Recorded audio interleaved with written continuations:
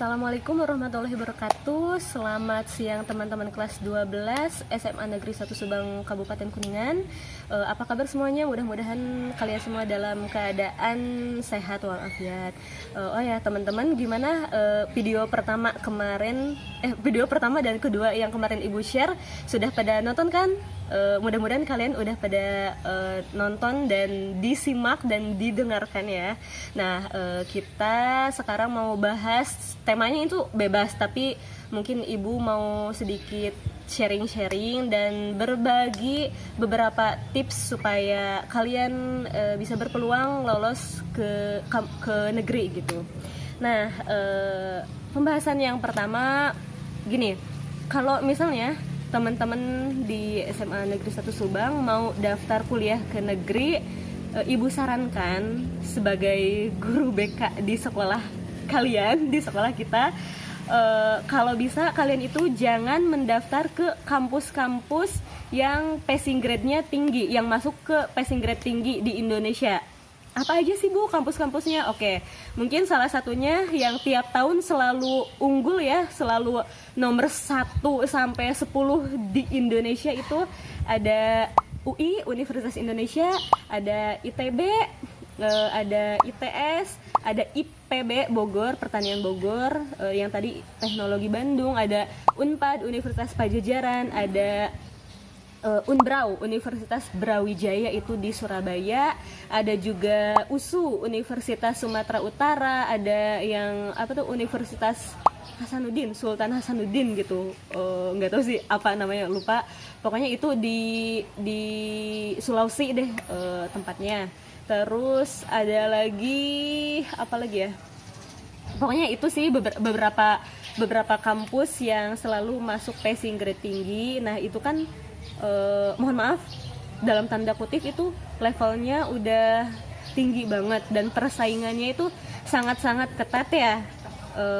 Nah berbicara mengenai peluang, kalau misalnya teman-teman mau daftar ke kampus-kampus yang masuk passing grade tinggi tadi yang Ibu sebutkan, itu peluangnya sangat kecil. Kenapa? Karena dari sekolah kita sendiri itu, sepengetahuan Ibu ya, belum ada yang masuk ke sana gitu, belum ada yang lolos. Jadi targetnya kalian itu apa? Mau kuliah ke negeri, apapun kampusnya, yang penting negeri, atau mau ngincer yang passing grade-nya tinggi seperti kampus-kampus tadi yang Ibu sebutkan. Kalau misalnya mau ngincer yang masuk passing grade tinggi kayak tadi, peluangnya sangat kecil. Tapi kalau misalnya mau ngincer kampus mana aja yang penting negeri, mungkin ada beberapa kampus yang bisa kalian incer. Kalau misalnya kalian mau kuliahnya di daerah Jawa Barat, itu ada yang terdekat, mungkin ada di Unsil ya, Universitas Siliwangi.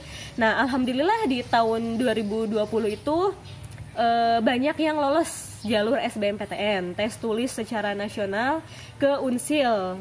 Nah nanti kalian bisa sharing-sharing tuh dengan kakak kelas kalian yang kemana lolos ke Unsil. Terus ada juga di UPI Bandung, Universitas Pendidikan Indonesia.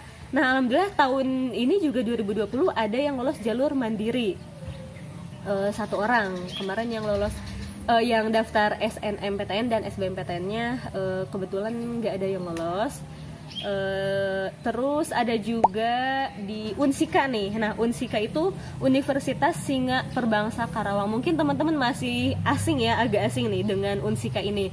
Kenapa? Karena Unsika itu baru beberapa tahun, mungkin kurang lebih 3-4 tahunan ke belakang baru jadi negeri gitu. Jadi kalian juga bisa ngincer ke sini. Tapi di Unsika itu jurusannya belum terlalu banyak gitu. Nah kalian bisa ngepoin sendiri, searching ya, sambil searching. Terus ada juga yang PTKIN-nya. PTKIN itu Perguruan Tinggi Keislaman Negeri. Nah contohnya ada UIN Bandung dan IAIN Syekh Nurjati Cirebon. Nanti kalau misalnya teman-teman mau daftar kedua kampus ini, jalurnya ada SPAN PTKIN dan UMPTKIN. Itu sama aja sih kayak SBMPTN dan SNPTN. Udah Ibu jelaskan di video sebelumnya ya. Terus ada juga kalau misalnya teman-teman mau ngincernya di daerah Jakarta, DKI Jakarta, itu ada UNJ ibu kebetulan alumni situ, Universitas Negeri Jakarta ya. Terus di Depoknya ada UI agak berat, bukan agak lagi, sangat berat. Terus yang keislamannya ada UIN Syarif Hidayatullah, Tangerang kalau nggak salah, di Tangerang ya, Ciputat Tangerang. Nah, kalau misalnya boleh ibu sarankan nih, kan di daerah, di seluruh daerah di Indonesia itu kan rata-rata ngincernya pasti ke daerah Jawa Barat dan DKI Jakarta kan. Jadi yang ngedaftar ke daerah DKI Jakarta dan Jawa Barat itu bukan hanya orang-orang yang ada di provinsi Jawa Barat dan DKI Jakarta saja, tapi dari luar pulau juga gitu, dari Pulau Jawanya, dari Sulawesi, dari Pulau Sumatera, dari Papua, dari Kalimantan, Bali dan lain-lain. Itu rata-rata mereka itu ngincernya ya itu kampus-kampus yang ada di DKI Jakarta dan Provinsi Jawa Barat. Nah, jadi lumayan banyak pesaingnya, tapi jangan dulu pesimis ya, kita coba aja dulu gitu. Kan barangkali emang rezekinya di tangan kalian, siapa tahu kan, makanya ikut daftar dulu aja lah semua jalur. Tapi kalau misalnya kalian juga mau lihat peluang kampus lain nih, nah ibu sarankan mungkin di daerah Jawa nih, kayak Jawa Tengahnya itu ada UNES ya, Universitas Negeri Semarang. Terus ada Undip, Universitas Diponegoro, itu di Semarang juga. Terus ada UNSUD, Universitas Jenderal Sudirman, itu di Purwokerto.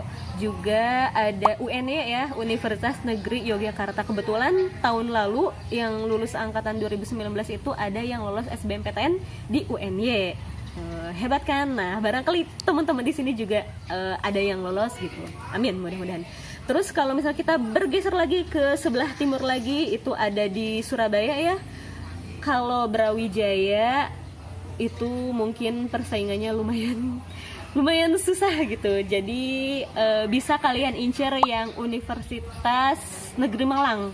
Itu angkatan 2019, yang lulus 2019 ada yang lolos ke situ lewat jalur SBMPTN. Nah, kalian bisa tuh ngincer-ngincer kampus-kampus yang ada di luar Pulau Jawa, yang ada di luar provinsi Jawa Barat gitu, yang di daerah Jawa Timur dan Jawa Tengah. Mungkin ya pertimbangan di kalian akan jauh ya, karena jaraknya yang cukup jauh, terus akan sulit pulang kampung mungkin kalau misalnya kalian udah kuliah di sana gitu. Tapi nggak usah khawatir, ada plusnya. Plusnya apa? Kalau kalian tinggal di daerah Jawa tuh, insya Allah, katanya pengalaman ibu sendiri ya, pernah main-main ke sana tuh, ya biaya hidupnya tuh cenderung lebih murah gitu. Kayak harga makanan nih, makanan itu 5.000, di bawah 10.000 juga udah kenyang gitu perut kita tuh. Beda lagi kalau misalnya kita tinggal di Jakarta atau Bandung gitu, yang ya minimal mungkin 10.000.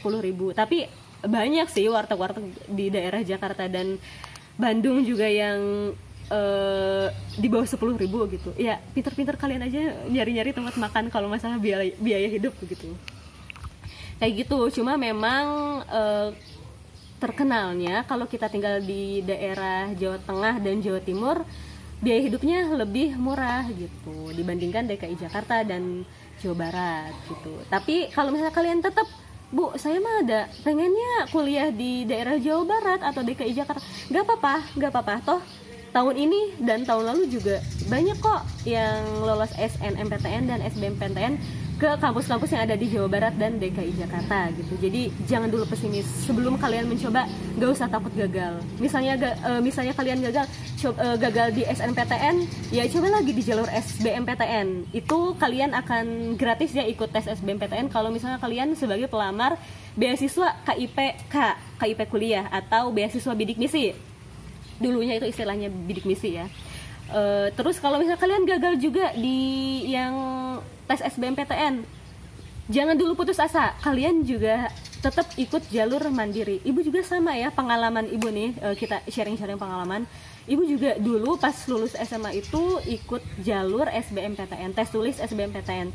Cuma ibu kebetulan tidak lolos, tapi ibu nggak pesimis duluan gitu. Ibu tetap ingin mencoba jalur lain. Akhirnya ibu mendaftar lewat jalur mandiri, dan alhamdulillah mungkin rezekinya di situ gitu. Jadi so guys, kalian juga jangan pesimis duluan lah gitu. Terus apalagi ya sharing-sharingnya Mar? Ada lagi nggak? Nah, mengenai KIP kuliah nih, KIPK pokoknya ibu sarankan kalian yang nggak punya kartu Indonesia Pintar segera datangi pihak desa kalian, pokoknya minta bantuan ke perangkat desa di daerah kalian. Gimana caranya biar kalian bisa dapat KIP. Tapi kalau misalnya sesulit-sulitnya dan kalian udah berusaha tapi tetap nggak dapat kartu Indonesia Pintar, kalian juga masih bisa kok daftar KIPK, KIP kuliah, beasiswa KIPK atau beasiswa bidik misi gitu. Dan ini mungkin kita prosesnya nanti buat di bulan Januari akhir atau Februari awal. Jadi kalau bisa persiapannya dari sekarang ya, ngurus-ngurus ke desanya gitu. Nah kalau misalnya udah mentok, Bu ternyata nggak bisa, laporan aja ke ibu. Bisa di Japri, bisa di grup ya. Tapi lebih baik sih sharing-sharing kita di grup aja gitu, biar maksudnya tuh kalau misalnya kalian sharing-sharing atau kalian nanya-nanyanya di grup, ya teman-teman yang lain juga sekalian tahu gitu. Terus apalagi nih, nah buat teman-teman yang mau daftar ke swasta juga bisa dipersiapkan dari sekarang. Nah pengalaman dari ibu sendiri ya, dan dari teman-teman yang mau melanjutkan kuliah, kalau bisa kalian kan ini misalnya mau daftar ke negeri nih, kalian juga harus punya cadangan, harus punya pegangan juga. Daftar ke swasta juga pahit-pahitnya ya, naudzubillah. Misalnya kalian tidak lolos daftar ke negeri, kan kalian juga udah daftar ke swasta yang insya Allah mungkin kemungkinan besarnya pasti dapet gitu. Jadi kalian akan tetap kuliah di tahun lulusan kalian, di tahun pas kalian lulus SMA gitu. Misalnya kalian nanti kan lulus di 2021. Nah, misalnya kalian udah nyoba ke negeri di berbagai jalur, SNMPTN, SBMPTN, Mandiri, semuanya nggak lolos, tapi kalian juga udah daftar ke ke swasta. Nah, nggak keterima di negeri, kalian bisa tetap kuliah gitu. Tapi di swasta nggak apa-apa, di swasta juga. Misalnya kalian ada yang, Bu, aku tuh keberatan kalau di swasta tuh katanya mahal. Tidak semua di swasta mahal. Di sekitar daerah Kuningan dan Cirebon juga nggak mahal-mahal banget. Maksudnya kan nggak mahal-mahal banget tuh, nggak yang sampai 10 jutaan. Tapi ada juga yang 5 juta, di bawah 5 juta, kayak 2 juta, 3 juta juga masih ada gitu. Dan di kampus-kampus swasta juga sekarang kan udah banyak banget beasiswa KIPK-nya gitu, KIP kuliahnya, beasiswa dari pemerintahnya. Cuma mungkin kuotanya nggak sebanyak di kampus negeri gitu. Jadi kalau misalnya kalian juga pengen kuliah di swasta dan mengajukan beasiswa, bisa banget. 2 tahun yang lalu yang lolos 2019 tuh ada yang di Uniku tuh, ada yang mengajukan beasiswa bidik misi ya, dulu kan belum KIP kuliah istilahnya. Yang mengajukan beasiswa bidik misi, alhamdulillah lolos gitu. Jadi dia bebas biaya kuliah dan per bulannya itu dapat uang saku sebesar Rp700.000. Mudah-mudahan kalian juga rezekinya dapat gitu di situ. Terus apa lagi nih? Kalau misalnya teman-teman ada yang mau daftar kuliah ke swasta, bisa japri ke ibu atau di grup juga bisa, silahkan banget.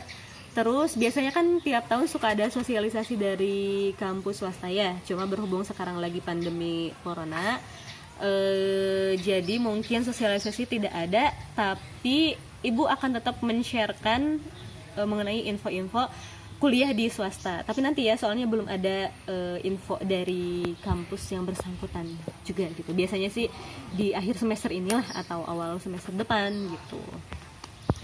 Terus Kalau di sengaja tuh suka blank gitu. Nah, kalian kalau misalnya ada pertanyaan bisa komen di sini ya, di akun YouTube ini atau di grup atau Japri. Tapi kalau misalnya Japri, tahu sendiri ibu tuh sangat-sangat slow respon, jadi mendingan telepon aja atau via grup. Oke? Mungkin itu aja video kali ini. Kita sharing-sharing lagi di video selanjutnya. Terima kasih. Assalamualaikum warahmatullahi wabarakatuh.